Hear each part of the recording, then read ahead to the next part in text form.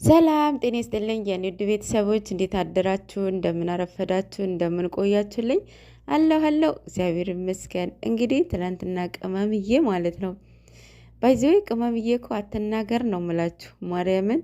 አቤት ንግግር፣ አስተዋይነቷ፣ ብልህነቷ፣ አርቆ ሀሳቢነቷ በስማም ለሁሉም ጊዜ ያለው የኔ ፍቅር ብላ አንድ ገልብ ሰጥታው ሼር አድርገዋለችና፣ አዎ ለሁሉም ጊዜ ያለው በጊዜው ይሆናል አደርገዋለሁ ብላችሁ ካሰባችሁ ዋይኖት የማይሆን ነገር የለምና ሁሉም ነገር ይሆናል። ቅመም ምንድን አለችው? የኔ ፍላጎት ወደ ኋላ ይሁንና መቅደም ያለበትን ነገር እናስቀድም። ብዙ እቅድ አለው፣ ብዙ ማሳካት አለበት ነገር አለ። ለእኔ ብቻ ኢንቨስት እንዲያደርግ አልፈልግም። እናቱ ብዙ ነገር ማድረግ የሚፈልግ ልጅ ነው። እቅዱ ከ2 ዓመት በፊት አውቀዋለሁ። የእሱ ሀሳብ የእሱ ፍላጎት ማድረግ የሚፈልገው ነገር አውቀዋለሁኝ። ስለዚህ እኔ ፍቅረኛሞች ሆንን ከዛ እኔን ብቻ ማየት የለበትም ብላለችና አስተዋይነት ማለት ይሄ ነው። ማርያምን ሴት ልጅ ለባልዋ ዘውድ ነች ይላል አይደል? ስለዚህ ብሩኬ የሚያደርገውን ለቅመም ነው፣ ቅመም የምታደርገውን ለብሩኬ ነው ማለት ነው። ምክንያቱም ባልና ሚስት አንድ አካል ናቸው ማለት ነው። እና ቅመም የኔ ቆንጆ የተናገረችው ሁሉ ልክ ናት፣ በትክክል በቃ መቅደም ያለበት ነገር ነው፣ ማስቀደም አለበት። የኛ ፍቅር በቁሳቁስ አንለካውም፣ የሚለካ ፍቅር አይደለም ብላለች። እና አዎ የእናንተ ፍቅር በተግባር እየኖራችሁት ነው አይደለም? አሁን ፍቅራችሁ ተገላልጻችሁ ሳትገላለጹ እኛ ሳትነግሩን እንኳን እናንተ ሁለታችሁም እንደምታውቁ እንደምተገላለጻችሁ ነበረ እኛ እየጠበቅ ነው። ግን አይደለም። ግን ፍቅር እየኖራችሁት ነበረ፣ በተግባር እየኖራችሁት ነበረ። እና የእናንተው እኔ እንጃ የትንሽዬ ትልቅ አስተሳሰብ ነው ያላችሁ። ሁለታችሁም እንዴት እንደተሳሰራችሁ እግዚአብሔር ነው ያጣመራቸው ነው ብዬ ነው የማስበው።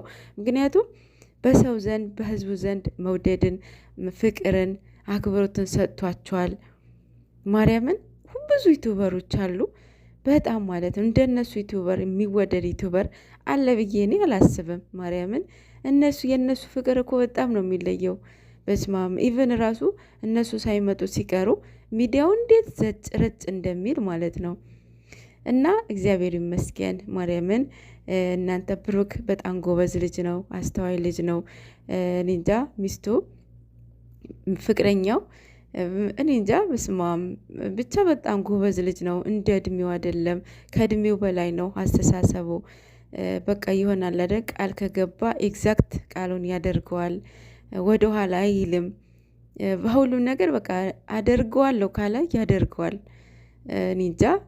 ስለዚህ ሁላችሁም ካፕሎች ብቻ ሳይሆን ብዙ ነገር ትማራላችሁ ብዬ አስባለሁኝ። ባለትዳሮችን፣ ካፕሎችም፣ ፍቅረኛሞችም ለወደፊትም መሆን ያሰባችሁም ብዙዎቻቸው ማለት ነው የፍቅር መምህሮች ናቸው። ባይዞ ደግሞ ተመስክሮላቸዋል።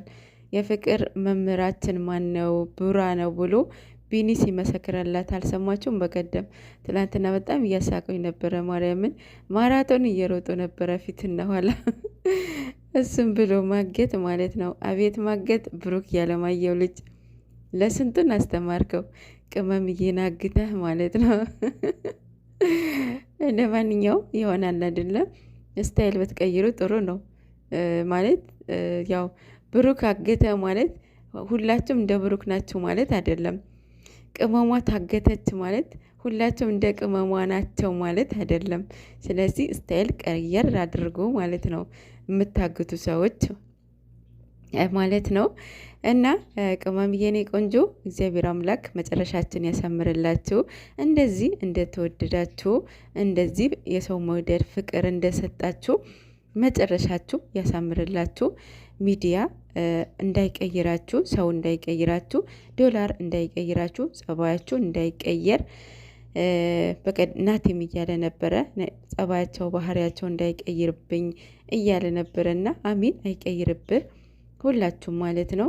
እግዚአብሔር አንቺን የኔ አበባ አንቺን የሰጠኝ ፈጣሪ ይመስገን ብሏል አይደል? ማታ ኦዲየንስ ራሱ እናንተን የሰጠኝ እግዚአብሔር ይመስገን ማርያምን።